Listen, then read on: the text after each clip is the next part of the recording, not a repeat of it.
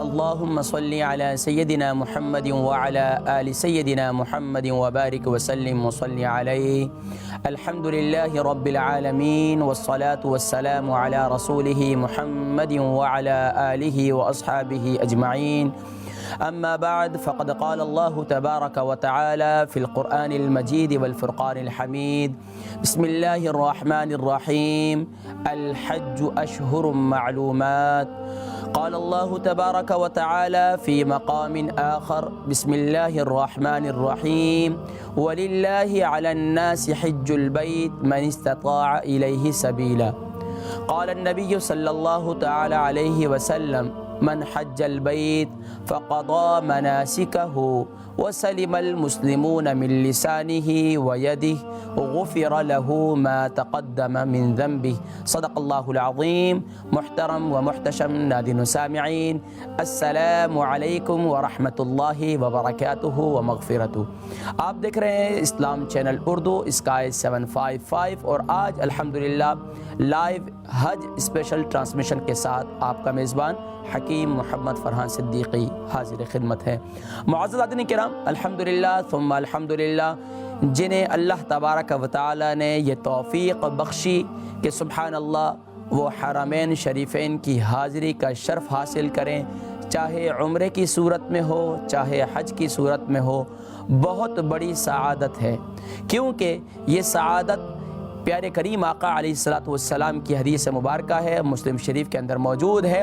فرمایا جتنے ایمان والے پوری دنیا سے، یا ایمان والے ہوں یا ایمان والیاں ہوں، سبحان اللہ پوری دنیا سے اللہ رب العالمین کے گھر پر جو حاضری کا شرف انہیں حاصل ہوتا ہے، پیارے نبی صلی اللہ علیہ وسلم کی بارگاہ میں سبحان اللہ صلاۃ والسلام کی حاضری کا شرف حاصل ہوتا ہے، یہ ابراہیم علیہ الصلوۃ والسلام کی اس ندا کی برکت ہے جو ابراہیم علیہ الصلوۃ والسلام نے اسماعیل علیہ الصلوۃ والسلام کے ساتھ مل کر سبحان اللہ بیت اللہ کی تعمیر کی. اور اس کے بعد ابراہیم علیہ الصلوۃ والسلام نے فرمایا کہ یا رب العالمین کیا حکم ہے؟ فرمایا کہ صفا کی چوٹی پر کھڑے ہو جائیں اور ندا دیں. فرمایا کہ یہاں ندا تو میں دوں گا، سنے گا کون؟ یہاں تو چٹیل میدان، یہاں تو پہاڑ ہے، یہاں تو کوئی سننے والے کوئی بھی نہیں ہے. اللہ رب العالمین نے ابراہیم علیہ الصلوۃ والسلام سے ارشاد فرمایا: اے ابراہیم، ندا دینا آپ کا کام ہے، قیامت تک آنے والی انسانیت اور ایمان والوں کو پہنچانا جو ہے وہ میرا کام ہے. اور سبحان اللہ زہ نصیب سبحان اللہ پھر ایمان والے اور ایمان والیاں سبحان اللہ اللہ کے حضور حاضر ہوتے ہیں. لیکن ناظرین کرام، کیا ہی اچھا ہو کہ سبحان اللہ اگر ہم سب کو خاص طور پر آج جو جس طرف میں آپ کو لے کے جانا چاہ رہا ہوں، آج ناظرین کرام وہ پیارے نبی کریم صلی اللہ علیہ وسلم کا سفر حج ہے کہ ہمارے پیارے نبی صلی اللہ علیہ وسلم سے ہماری محبت ہے، ہمارا عشق ہے. ہمیں یہ کوشش کرنی چاہیے کہ نبی کی اداؤں کو اپنائیں. لیکن آج سے پہلے بہت سے لوگ جو حجاج کی صورت میں یعنی حج کی ادائیگی کے لیے وہاں گئے، یا اس سے پہلے وہ حرمین شریفین اور بارگاہ رسالت مآب صلی اللہ علیہ وسلم میں انہیں حاضری کا شرف حاصل ہوا، لیکن اس میں کہاں کیا کیا کمزوریاں تھیں یقیناً آج اس کا بھی اندازہ ہوگا. اور اس کے ساتھ ساتھ ناظرین کرام یہ بھی ہمیں سیکھنے کو ملے گا کہ پیارے نبی صلی اللہ علیہ وسلم نے سفر حج کی تیاری کیسے کی، اور صحابہ رضوان اللہ تعالی علیہم اجمعین کیسے تیار ہوئے، اور سبحان اللہ یہ قافلہ عشق و محبت سبحان اللہ حرمین طیبین اور بالخصوص بیت اللہ کے اندر کیسے پہنچا. اور سبحان اللہ یہ سارے مناظر انشاءاللہ آج کی اور آج بھی جو ایمان والے ایمان والیاں اس پیارے در پر اور پیارے گھر میں جو حاضر ہو رہے ہیں سبحان اللہ، اگرچہ اس دفعہ لاک ڈاؤن ہے، پوری دنیا سے مسلمان تو نہیں جا رہے، لیکن سبحان اللہ پھر بھی جو خوش نصیب ہیں وہ انشاءاللہ اس سال بھی حج بیت اللہ کی ادائیگی کریں گے. اللہ تبارک و تعالی سب کی ادائیگی کو اپنی بارگاہ عالیہ میں شرف قبولیت نصیب فرمائے. ناظرین کرام، پیارے نبی کریم صلی اللہ علیہ وسلم نے سبحان اللہ سفر حج کی تیاری کی. اور سبحان اللہ پیارے نبی کریم صلی اللہ علیہ وسلم نے سبحان اللہ یہ سفر حج کی تیاری کی، اور اس کا ظاہری بات ہے آقا علیہ الصلوۃ والسلام مدینہ طیبہ میں اور مدینہ منورہ میں رہائش پذیر رہے، اور پیارے نبی صلی اللہ علیہ وسلم نے یہاں سے میقات، جو مدینہ کا میقات ہے وہ ذوالحلیفہ ہے، جسے ابیار علی بھی کہا جاتا ہے۔ ناظرین کرام، ابیار علی کے بارے میں، اس کو ابیار علی کیوں کہتے ہیں، ذوالحلیفہ بھی کہا جاتا ہے، ابیار علی بھی کیوں کہا جاتا ہے، اس کے بارے میں مختلف اقوال ہیں۔ ڈاکٹر الیاس عبد الغنی جنہوں نے تاریخ مکہ مکرمہ اور تاریخ مدینہ منورہ، کچھ میں اس کا کچھ طالب علم بھی ہوں، کچھ میرا ذوق بھی ہے، اور ہر ایمان والے کا ایک ذوق ہوتا ہے کہ وہ کچھ نہ کچھ جو ہے اس بارے میں معلومات ضرور رکھے۔ ظاہری بات ہے جو بھی حرمین شریفین یا حرمین طیبین گئے ہیں تو وہاں جانے سے پہلے اگر ان تاریخی مقامات کو ذہن میں لائیں تو ایک کیفیت پیدا ہوتی ہے، ایک عجیب سی کیفیت۔ جب یہ مناظر آنکھوں کے سامنے آتے ہیں، چاہے مینا کے ہیں، چاہے عرفات کے ہیں، چاہے مزدلفہ کے ہیں، یہ جب یہ ایمان والے کی آنکھوں کے سامنے آتے ہیں تو یقین جانیے کہ ایمان اور بڑھتا چلا جاتا ہے۔ اور قرآن کریم میں ہے سبحان اللہ کہ ایمان جو ہے، ایمان والے کا ایمان جو ہے اس کا لیول جو ہے وہ اور اوپر ہو جاتا ہے سبحان اللہ۔ کیونکہ ناظرین کرام یہی وہ مقام ہے جسے دیکھیں آج ناظرین کرام ہم کعبۃ اللہ کی طرف منہ کر کے نماز پڑھتے ہیں، قبلے کی نیت کر کے، لیکن جب عین قبلہ سبحان اللہ ہماری آنکھوں کے سامنے قبلہ ہو تو اس کا کیا کہنا سبحان اللہ۔ اسی طریقے سے ہم یہاں سے درود و سلام پیش کرتے ہیں، لیکن بارگاہ رسالت مآب صلی اللہ علیہ وسلم میں درود و سلام کا کیا منظر ہے۔ تو ناظرین کرام سفر حج، پیارے نبی کریم صلی اللہ علیہ وسلم کا سفر حج کی تیاری ہوئی، اور یہاں پر یہ سفر اسے حجۃ الوداع بھی کہا گیا ہے۔ اس میں لمحہ بلمحہ بھی میں ذکر کروں گا، لیکن پہلے سرسری طور پر نبی کریم صلی اللہ علیہ وسلم کا سفر حج بیان کروں گا، اور اس کے بعد انشاءاللہ کہ آقا علیہ الصلوۃ والسلام جو مختلف مقامات میں گئے، ان مقامات سے ہوتے ہوئے پھر ان مقامات سے متعلق کہ ان مقامات پر آپ نے ٹھہراؤ کیا کیوں کیا، اور ان مقامات کا انتخاب کیوں کیا۔ پہلے سفر حج سنیے اور اپنے ایمان کو تازہ کیجیے۔ ناظرین کرام پیارے کریم آقا علیہ الصلوۃ والسلام نے حج کی تیاری کی، اور صحابہ رضوان اللہ تعالی علیہم اجمعین کو پتہ چلا کہ پیارے نبی صلی اللہ علیہ وسلم نے جو ہے حج کی تیاری کی ہے۔ صحابہ ظاہری بات ہے آج کو معاشرے کے اندر بھی کوئی اللہ والے، کوئی عالم دین، کوئی صاحب عمل، کوئی نیک اللہ کے برگزیدہ بندے اگر تیار ہو جائیں تو سب لوگ کہتے ہیں کہ ہم بھی ان کے ساتھ جائیں گے۔ تو قربان جائیے پیارے نبی صلی اللہ علیہ وسلم سے تو صحابہ عشق و محبت رکھتے تھے، نبی کی ہر ادا کو اپنایا کرتے تھے صلی اللہ علیہ وسلم۔ یہ بات پھیلتی چلی گئی اور یہاں تک کہ کم و بیش 12 سے 13 ہزار صحابہ کا قافلہ سبحان اللہ ابیار علی ذوالحلیفہ میقات مدینہ میں پہنچا، اور نبی کریم صلی اللہ علیہ وسلم نے سبحان اللہ یہاں آنے کے بعد یہاں پر سبحان اللہ ظہر کی نماز ادا کی، عصر کی نماز ادا کی، مغرب کی نماز ادا کی، عشاء کی نماز ادا کی، اور رات کو قیام بھی یہی کیا۔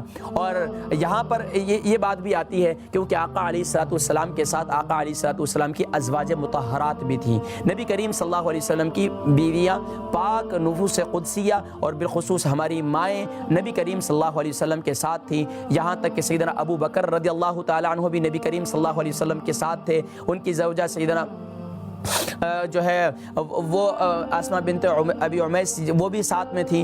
اور قربان جائیے اللہ کی شان دیکھیں کہ یہیں پر ذوالحلیفہ کے مقام پر سیدنا اسماء، سیدنا ابو بکر صدیق رضی اللہ تعالی عنہ کو اللہ تبارک و تعالی نے اولاد کی نعمت سے بھی نوازا تھا۔ بہرحال سبحان اللہ اب رات یہاں قیام کیا آقا علیہ الصلوۃ والسلام نے، اور پھر سبحان اللہ صبح فجر کی نماز ادا کی، اور آقا علیہ الصلوۃ والسلام نے سبحان اللہ غسل فرمایا، اور سبحان اللہ ایک جڑی بوٹی ہے جو خوشبودار ہوتی ہے، اس پانی سے آقا علیہ الصلوۃ والسلام نے سر انور اپنے جو ہے منہ مبارک، اپنے بال مبارک جو ہے دھوئے، اور پھر سبحان اللہ غسل فرمایا، اور اس کے بعد پورے جسم پر خوشبو لگائی، اور پھر یہاں تک کہ آقا علیہ الصلوۃ والسلام نے اپنی جو قدرتی طور پر ہمارے نبی صلی اللہ علیہ وسلم کی جو زلفوں کی مانگ تھی وہ بیچ سے نکل جایا کرتی تھی، تو آقا علیہ الصلوۃ والسلام نے اپنے یہاں پر بھی خوشبو لگائی، اور پھر یہاں تک کہ کتب میں ہمیں یہ بھی ملتا ہے کہ نبی کریم صلی اللہ علیہ وسلم نے شہد بھی لگایا اپنے بالوں پر، وہ اس لیے کہ ظاہری بات ہے پیدل سفر تھا، سواری پر سفر تھا، اور ظاہری بات ہے جنگل بیابان کو کراس کر کے جانا تھا، اور پھر ظاہری بات ہے جب بال اڑتے ہیں اور اس میں تو پھر شہد لگایا تھا نبی کریم صلی اللہ علیہ وسلم نے اپنے زلفوں پر صلی اللہ علیہ وسلم۔ اور بہرحال پھر صحابہ رضوان اللہ تعالی، اچھا یہ بھی ایک ذہن میں رکھیں کہ احرام کی نیت کرنے سے پہلے بدن پر خوشبو لگانا، چادروں پر نہیں، یعنی کہ بدن پر خوشبو لگانا کوئی اس میں منع نہیں ہے، یہ بھی نبی کریم صلی اللہ علیہ وسلم کی سنت ہے۔ بہرحال پھر نبی کریم صلی اللہ علیہ وسلم نے 2 چادریں زیب تن فرمائی، اور پھر سبحان اللہ پیارے نبی صلی اللہ علیہ وسلم سبحان اللہ مکہ المکرمہ کے لیے حج کی نیت کر کے، یعنی کہ حج اور عمرے کی نیت کر کے، یہاں بھی مختلف اقوال ہیں، اختلاف بھی پایا جاتا ہے، بعض نے کہا حج تمتع کی نیت کی، بعض نے کہا حج قران کی، بعض نے کہا حج افراد کی۔ بہرحال نبی کریم صلی اللہ علیہ وسلم نے تلبیہ جبریل امین نے اللہ رب العالمین کا پیغام دیا کہ اے پیارے حبیب صلی اللہ علیہ وسلم، اللہ رب العالمین ارشاد فرما رہے ہیں کہ آپ زور سے تلبیہ کہیں اور بلند آواز سے تلبیہ کہیں، تاکہ تمام صحابہ جو ہے وہ ماشاءاللہ وہ بھی فوراً ہی حج کی اور عمرے کی نیت کر لیں۔ اب نبی کریم صلی اللہ علیہ وسلم کے صحابہ نے ماشاءاللہ جن کے ساتھ جو ہے ماشاءاللہ ہدی یعنی کہ حج کے یعنی کہ قربانی کے جانور تھے، تو آپ صلی اللہ علیہ وسلم نے ان سے ارشاد فرمایا کہ آپ جو ہے وہ یعنی کہ صرف حج کی نیت کر لیں، اور باقی ان سے کہا جن کے پاس جانور نہیں تھے تو ان کو آقا علیہ السلام نے ارشاد فرمایا کہ آپ سب عمرے کی نیت کر لیں۔ بہرحال پھر نبی کریم صلی اللہ علیہ وسلم نے یہاں پر سبحان اللہ 2 احرام کی چادریں باندھی، اور پھر آقا علیہ السلام جو ہے ذوالحلیفہ سے نکلے، اور حدیث مبارکہ میں آتا ہے کہ آقا علیہ السلام مختلف مقامات سے ہوتے ہوئے، یعنی کہ ملل سے ہوتے ہوئے شرف السیالہ، عرق الذبیہ، اور سبحان اللہ وادی الروحہ، آتیہ اور عرج، اور سبحان اللہ ابوا کے مقام پر، اور مختلف مقامات پر، یہاں تک حجفہ، قدیر، عسفان، مرت ظہران، وادی فاطمہ جسے کہا جاتا ہے، اور اسی طریقے سے مقام صرف اور زیت ہوا، پھر مکہ مکرمہ، یعنی مختلف مقامات سے ہوتے ہوئے پہنچے۔ لیکن ناظرین کرام مزے کی بات یہ ہے کہ اگر میں جلدی ان مقامات کو بیان کر دوں تو وہ ایک تشنگی باقی رہتی ہے کہ یہ مقامات کون سے مقامات ہیں، کہ ان مقامات پر پہنچنا ایمان والی کی کتنی ایمان کی تازگی ہوتی ہے۔ مثال کے طور پر اگر ہم لے لیں نبی کریم صلی اللہ علیہ وسلم مختلف مقامات سے ہوتے ہوئے، ملل سے ہوتے ہوئے جو ہے وہ آقا علیہ السلام وادی الروحہ میں پہنچے۔ اب سبحان اللہ وادی الروحہ میں اس کے متعلق لکھا ہے کہ آقا علیہ السلام نے ارشاد فرمایا کہ ھذا افضل اودیۃ العرب، یہ عرب کی افضل ترین وادیوں میں سے ایک وادی ہے، اور اسے وادی الروحہ کہا جاتا ہے، اور یہاں پر پہنچ کر نبی کریم صلی اللہ علیہ وسلم نے نماز ادا کی۔ آج بھی وہاں پر ٹوٹی پھوٹی مسجد موجود ہے، یہ فقیر جو ہے الحمدللہ اس مقام پر گیا، وہاں پر نماز بھی ادا کی۔ لیکن اس کے ساتھ ساتھ یہ ایک صاحب کتاب ہیں جنہوں نے سبحان اللہ تاریخ مکہ مکرمہ کے حوالے سے بھی، اور اس کے علاوہ بھی بہت سے کتب ہیں، ان میں سیرت کے کتب میں یہ لکھا ہے کہ نبی کریم صلی اللہ علیہ وسلم نے یہاں پر جو وادی الروحہ کے اندر ایک کنواں ہے جسے بئر روحہ کہا جاتا ہے، بئر الروحہ کہا جاتا ہے۔ اب اس مقام پر نبی کریم صلی اللہ علیہ وسلم نے پانی پیا، اور یہاں تک کہ بعض روایتوں میں یہ بھی ملتا ہے کہ نبی کریم صلی اللہ علیہ وسلم نے اپنا لعاب دہن ڈالا، کیونکہ وہ پانی نمکین تھا، اور نبی کریم صلی اللہ علیہ وسلم نے اپنا لعاب دہن ڈالا تو وہ پانی میٹھا ہو گیا، اور صلی اللہ علیہ وسلم، اور پھر نبی کریم صلی اللہ علیہ وسلم کے ساتھ صحابہ نے وہ پانی پیا۔ یہاں تک کہ تاریخ کی ایک کتاب کے اندر یہ بھی ملتا ہے کہ نبی کریم صلی اللہ علیہ وسلم نے یہاں بہت دیر کھڑے رہے، اور سبحان اللہ جو ہے وادی کی طرف اس کو نظر ڈالتے رہے، اور نبی کریم صلی اللہ علیہ وسلم سبحان اللہ اس وادی کا نظارہ کر کے اس سے محبت کا اظہار کر رہے تھے، اور پھر فرمایا کہ ھذا افضل اودیۃ العرب، یہ عرب کی افضل ترین وادیوں میں سے ہے۔ اور ناظرین کرام یہ کتب میں یہ بھی ملتا ہے کہ یہ مقام وہ مقام ہے کہ اس مقام پر 70 انبیاء تشریف لائے اور اسی کنویں سے پانی بھی پیا۔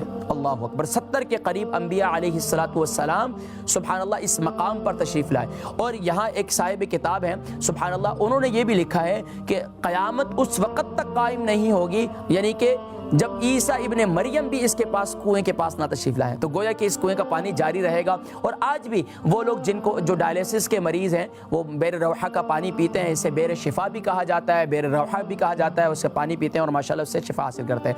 بہرحال نبی کریم صلی اللہ علیہ وسلم عصفان اور مرو ظہران وادی فاطمہ سے ہوتے ہوئے نبی کریم صلی اللہ علیہ وآلہ وسلم جو ہے وہ ابوا کے مقام پر پہنچے. ابوا کے مقام پر جب پہنچے تو نبی کریم ابوا کا مقام ایک تو وہ مقام ہے کہ جو یعنی کہ بالکل شہری یعنی کہ تھوڑا سا ایسا مقام آتا ہے کہ جہاں سے سفر کرنا اگلی منزل کی طرف جانا بہت آسان ہے. لیکن نبی کریم صلی اللہ علیہ وسلم نے جس مقام کا صحابہ بھی یہ سمجھ رہے تھے, ظاہری بات ہے 12 سے 13 ہزار کا قافلہ وہ بڑھتا چلا گیا, مختلف مقامات پر قیام کیا, وہاں کے صحابہ اور دوسرے صحابہ بھی تشریف لاتے چلے گئے اور یہ قافلہ بڑھتا چلا گیا. کہا جاتا ہے حدیث کی کتب میں تقریباً کوئی 60,000 کے قریب, 60 سے 65 یا 70,000 کے مختلف اقوال ملتے ہیں کہ اتنا قافلہ جو ہے وہ تیار ہو گیا تھا. اب اتنے افراد کا ساتھ میں ہونا اور پھر نبی کریم صلی اللہ علیہ وسلم اب اپنی سواری کو لے کر اندر تشریف لے گئے. اب کس مقام کی طرف تشریف لے جا رہے ہیں؟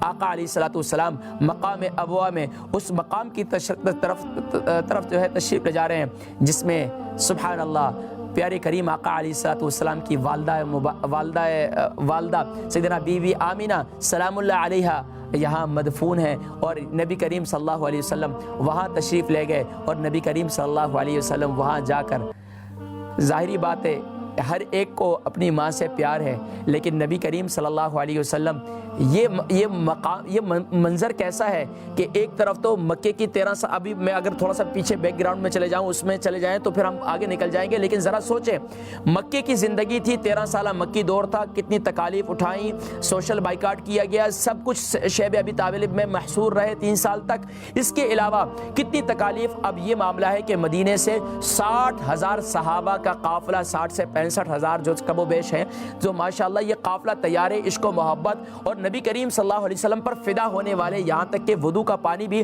زمین پر نہیں گرنے دے رہے. کیوں؟ کہ نبی کریم صلی اللہ علیہ وسلم سے عشق و محبت کے اداؤں کو اپنانے کے لیے تن من دھن کے فدا کا ابی و امی یا رسول اللہ کے نعرے لگا رہے ہیں اور سب کچھ قربان کرنے کے لیے تیار ہیں. تو ایک تو یہ کیفیت بھی ہے, دوسری یہ کیفیت کہ اس کیفیت میں ماں ساتھ میں نہیں ہے. ظاہری بات ہے ہر ایک یہ انسان اس کی یہ خواہش رہتی ہے بالخصوص ایمان والے کی کہ اگر میں پھلوں پھولوں میں ترقی کروں تو سبحان اللہ میرے آبا و اجداد دیکھیں مجھے تو وہ خوش ہو. لیکن یہ پیارے نبی کریم صلی اللہ علیہ وسلم اللہ رب العالمین کا جو ہے وہ کرنا تھا کہ نبی کریم صلی اللہ علیہ وسلم اس مقام پر پہنچے.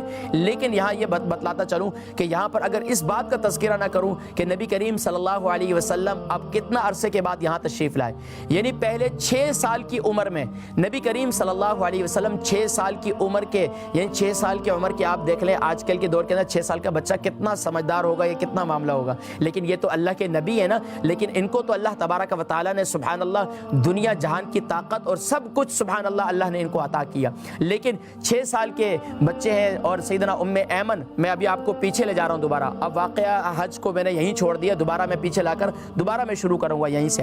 نبی کریم صلی اللہ علیہ وآلہ وسلم نے, چلے میں اس کو پہلے یہیں سے میں بیان کرتا ہوں, سوچ رہا تھا کہ یہ درمیان میں چھوڑ کر جو ہے نا پھر شروع کروں, لیکن اب یہیں سے دوبارہ جو ہے نبی کریم صلی اللہ علیہ وسلم 6 سال کے تھے, سیدنا ام ایمن اور سیدنا عبداللہ سیدنا آمینہ سلام اللہ علیہ. اچھا معاملہ ایسا ہے کہ اگر میں مکہ مکرمہ کے اس پہلو کی طرف جاؤں کہ نبی کریم صلی اللہ علیہ وسلم کی جب ولادت با سعادت ہوئی اس سے پہلا قافلہ جو ہے ایک ملک شام جا رہا تھا اور اس میں نبی کریم صلی اللہ علیہ وسلم کے والد گرامی سیدنا عبداللہ سبحان اللہ رضی اللہ تعالی عنہ وہ جو ہے تشریف لے گئے اور ساتھ میں قافلے میں. اور اس وقت نبی کریم صلی اللہ علیہ وسلم بی بی آمینہ کے یعنی اپنی والدہ کے بطن اطہر میں تھے. اور اس وقت کی کیا کیفیت تھی, اگر میں وہ کیفیت بیان کرنے چلوں ناظرین کرام تو ولادت کا وہ جو ہے بات مزہ آ جائے گا. یعنی کہ نبی کریم صلی اللہ علیہ وسلم کے جب نبی کریم صلی اللہ علیہ وسلم سیدنا آمینہ سلام اللہ علیہ کے بطن اطہر میں تھے, یہاں تک کہ سیدنا عبد المطلب جو آپ کے دادا تھے ان سے ان کی یعنی کہ سیدنا آمینہ کی ساس نے سیدنا عبد عبد المطلب سے یہ شکایت کی کہ پتہ نہیں کیا وجہ ہے کہ یہ بہو جو ہے کس قسم کی خوشبو لگاتی ہیں کہ اب ظاہری بات ہے ایک عورت ہو، اس کے شوہر کا انتقال ہو جائے، عدت میں ہو اور وہ خوشبو لگائیں تو عجیب سا معاملہ ہوتا ہے، اور عرب کے اندر یہ سب سے ہاشمی گھرانہ اور سب صلی اللہ علیہ وسلم. اب وہ نبی کریم صلی اللہ علیہ وسلم کے دادا نے ان سے کہا کہ آپ پوچھ لیں بھئی کیا کون سی خوشبو لگاتے ہیں، اچھی نہیں ہے. لیکن پھر کہتی ہیں کہ جب میں ان کے قریب جاتی ہوں، سیدنا آمینہ کی ساس نے کہا سیدنا عبد المطلب سے کہ جب میں سیدنا آمینہ کے سامنے جاتی ہوں تو مجھ پہ ایسی گھبراہٹ طاری ہو جاتی ہے کہ مجھ سے ان سے بات نہیں کی جاتی. اللہ اکبر، آپ مرد ہیں، آپ بات کریں، ہو سکتا ہے کہ وہ آپ کو بتا دیں. سیدنا عبد المطلب نے سبحان اللہ سیدنا بی بی آمینہ سے پوچھا، اے آمینہ تم خوشبو کیوں لگاتے ہو؟ مکے والے شکایت کرتے ہیں اور بات کرتے ہیں کہ یہ بیوی جدھر سے جاتی ہے پانی جو یہ بیوی جدھر سے جاتی ہیں تو خوشبو وہاں راستے میں خوشبو ہو جاتی ہے. فرمایا کہ مجھے تو پتہ نہیں اے ابا جان، میں تو جہاں جو ہے اپنا لعاب پھینکتی ہوں وہاں سے بھی خوشبو آتی ہے. صلی اللہ علیہ وسلم. کیوں؟ نبی صلی اللہ علیہ وسلم بطن اطہر میں ہیں. اور پھر سبحان اللہ نبی کریم صلی اللہ علیہ وسلم بہرحال سیدنا آمینہ کہتی ہیں یہ صرف یہی بات نہیں ہے، یہ جتنی مٹکے بھرنے کے لیے، مشکیزیں بھرنے کے لیے، میرے ساتھ برتن بھرنے کے لیے، پانی بھرنے کے لیے جاتی ہیں کنویں پر تو یہ مجھے ساتھ میں لے جاتی ہیں تو میں پانی کا ڈول ڈالتی ہوں، پانی کا کنویں کا پانی بھی اوپر آ جاتا ہے، کنویں کا پانی بھی اوپر آ جاتا ہے اور ساری بھر لیتی ہیں. مجھے نہیں معلوم کہ جب سے جو ہے یہ اللہ تبارک و تعالیٰ کی عظیم نشانی میرے بطن میں آئی ہے تو یہ اللہ تبارک و تعالیٰ کی کرم نوازی ہے. بہرحال میں ابھی ولادت کا معاملہ چھوڑ رہا ہوں. پھر نبی کریم صلی اللہ علیہ وسلم کہ والد محترم یعنی کہ اب یہ جب یہ شام کے قافلے میں تشریف لے گئے تھے، یہ تجارت کے لیے قافلے میں تشریف لے گئے تھے، اب یہ بیمار ہو گئے تھے تو یہ پھر وہاں سے بنی نجار تشریف لے گئے اور پھر وہیں پر ان کا نبی کریم صلی اللہ علیہ وسلم کے والد گرامی کا انتقال ہو گیا تھا. اب جب نبی کریم صلی اللہ علیہ وسلم کے والد کا انتقال ہو گیا، قافلے آتے رہے وہاں واپسی میں، تو یہ انتظار میں تھی کہ ظاہری بات ہے ایک بیٹا دنیا میں آنے والا ہے صلی اللہ علیہ وسلم جس سے جو ہے پوری کائنات چمکے گی. اب وہ آنے والے ہیں لیکن والد دنیا میں نہیں ہے. اللہ اکبر. اب ایک قافلہ آیا، انتظار میں ہے کہ سب جو ہے وہ اپنے اپنے تیار ہیں کہ آج ان کے شوہر آ رہے ہیں، ان کے بھائی آ رہے ہیں، ان کے والد آ رہے ہیں، سب خوش ہیں. سیدنا آمینہ بھی تیار ہیں کہ آج میرے بھی شوہر آ رہے ہیں، لیکن پتہ چلا کہ وہ نہیں آئے، بیمار تھے. پھر دوسرا قافلہ آیا، پھر انتظار میں کہ ہو سکتا ہے اب آ جائیں، پتہ چلا کہ اب ان کا انتقال ہو گیا. اب 6 سال کے جب نبی کریم اب ان کی ولادت پیارے نبی صلی اللہ علیہ وسلم کی ولادت باسعادت ہوئی اور اس کے بعد نبی کریم صلی اللہ علیہ وسلم 6 سال کے ہوئے. اب سیدنا آمینہ سلام اللہ علیہا نے سیدنا عبد المطلب سے اجازت چاہی کہ میں چاہتی ہوں کہ اب نبی صلی اللہ علیہ وسلم جو ہے وہ جو ہے 6 سال کے ہو چکے ہیں اور میرا بھی دل چاہتا ہے کہ میں اپنے شوہر کی قبر پر حاضری دوں.